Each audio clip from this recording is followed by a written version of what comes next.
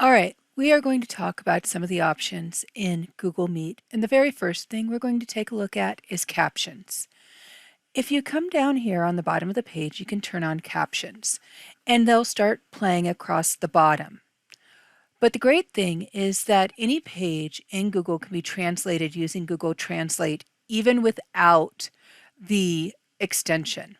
If you right click on the page and click Translate to English, you'll get a pop-up up here. Click the three dots and you can choose another language.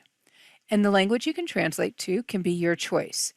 In our area, Spanish is most common, but we have plenty of Korean students and we have Arabic students and we have students from all over the place. So your students, you can set up a Google Meet and you can see the translations if you want to and be recording it for your students to watch later. On the students' end, they can do the same thing. The students can go in, turn on captions, and they can also right-click on the page, choose Translate, and then choose their language at the three dots. So choose another language. I had previously chosen German, but let's try Korean. And then we can start translating the page into Korean. You'll notice that you need to give it a few minutes to kind of register. It's really thrown off by the fact that I have recordings going on in two places, though.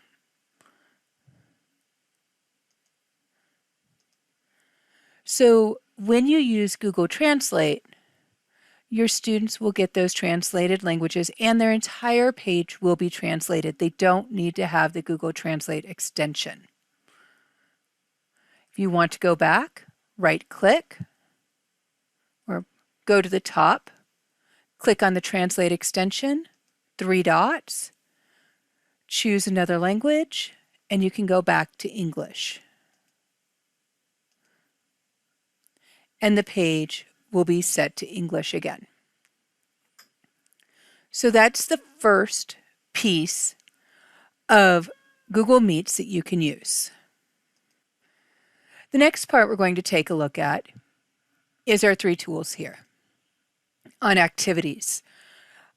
On the same page as this, I've added a link to an article about use of the discussion room. Some teachers have found that this discussion board can be a rich place for students to talk and discuss ideas. And you can turn this off and on here.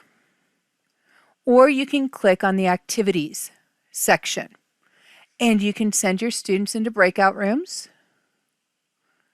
You can set up the breakout rooms, choose how many breakout rooms you'll have. You can set a timer. You can shuffle them. Students can be dragged in and out of breakout rooms as necessary. You can set up a poll. Unfortunately, you can't create the polls ahead of time. You have to create them at the time of launch or at the beginning of your meeting and have them ready to go before the students come in. But you can ask a question and get a poll response here. And the last one is Q&A. And the way Q&A works is it allows you to have students send you questions to answer. Or you can send out a question and have your students view it too. And so you could choose to turn on this Q&A and you could ask a question to the group. You can choose how it's sorted and that'll give students the wait time that they need to be able to read the question and think about it, and you can have it out there ready before they move on and have to answer the question. And down here we have raise hand. So this has not gone widespread yet, but it will be coming soon. And students will be able to raise and lower their hand. Over in the meeting details is where you can get the information to share. And the last piece in Google Meet that's new are these host controls. And if I go to View All Host Settings, you can see Quick Access is here. And only people invited by the host can join without asking. Everyone else must ask to join. So when it's turned off, you are the only one that can dial out of the meeting. People can't join anonymously. So you get more control over the meeting. And only your kids who you invited.